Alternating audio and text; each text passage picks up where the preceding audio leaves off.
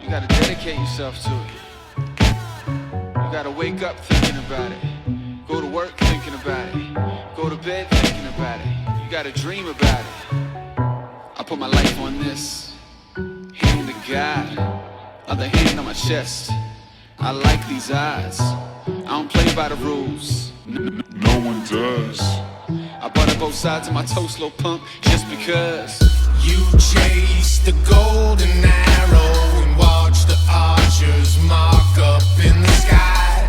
Don't think these simple favors will let you backtrack straight to simple times. You gotta know, like you know gravity, that this is what's gonna happen in your life. What's going on, guys? Decided to go down to train with Adrian Larson and Jesse Marvin. Kaylee and I decided to head down there, get some of our heavy benching in with their crew.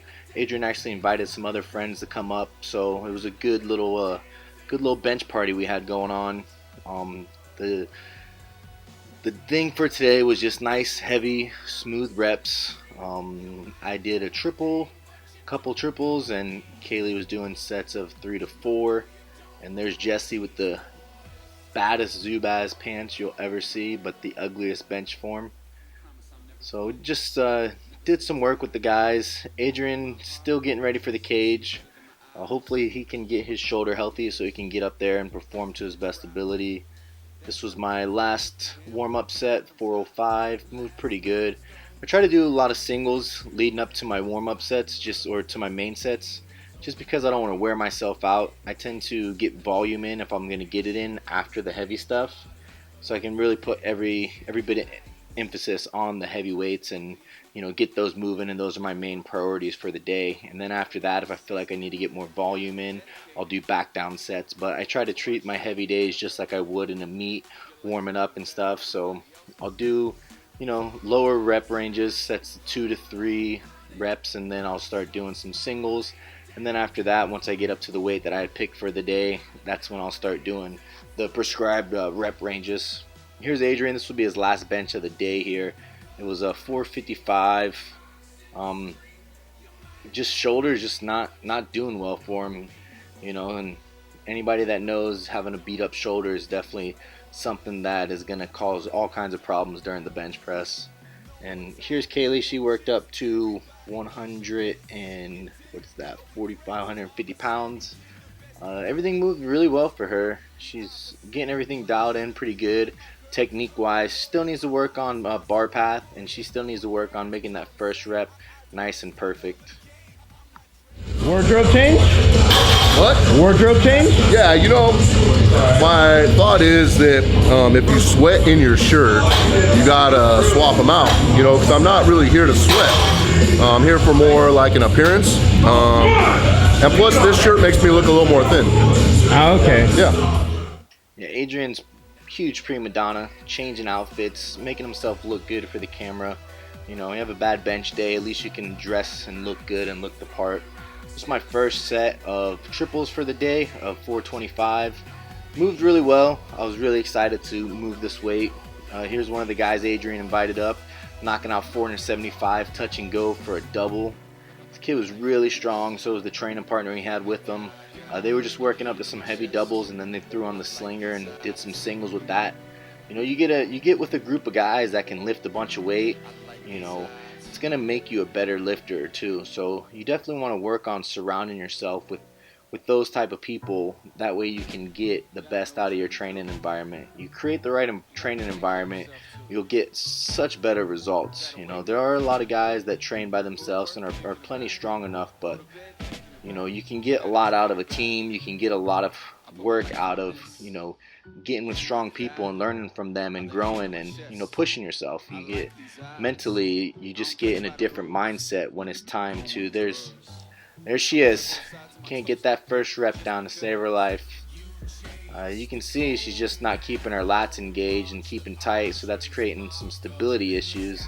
She's over rotating her shoulders, which is causing her to lose any type of tightness in her upper body. So just some things that we're going to have to work on with her.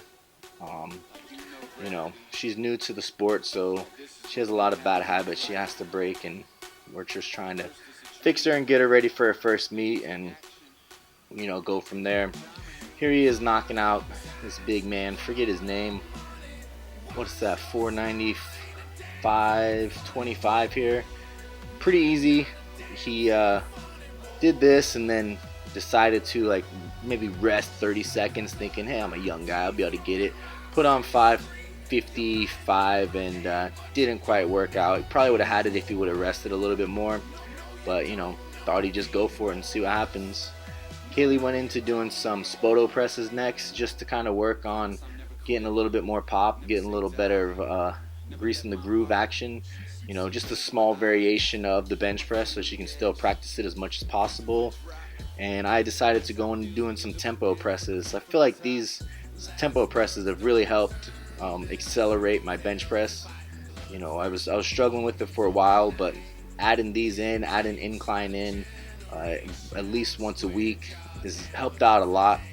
And I feel like that and incline are probably the two biggest contributors to why my bench press has gotten strong again. So here was 315, 3 seconds down, 3 second pause, and then press as fast as you can. Worked up to 345 on this movement, so felt really good, really happy with the progress.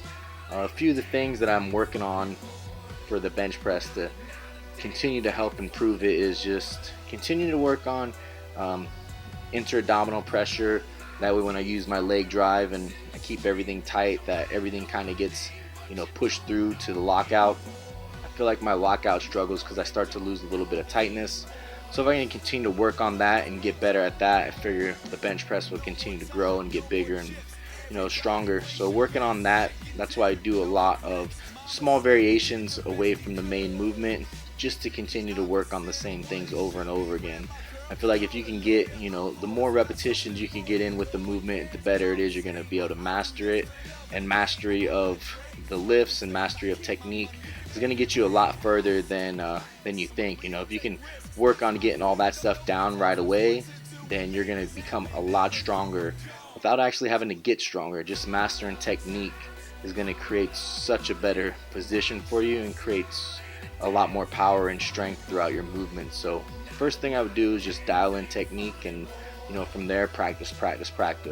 Till next time, guys.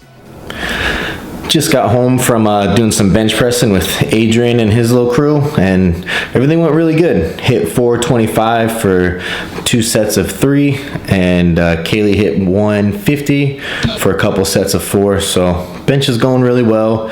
She's about 8 weeks out, I'm 9 weeks out, so really good, really happy with the progress.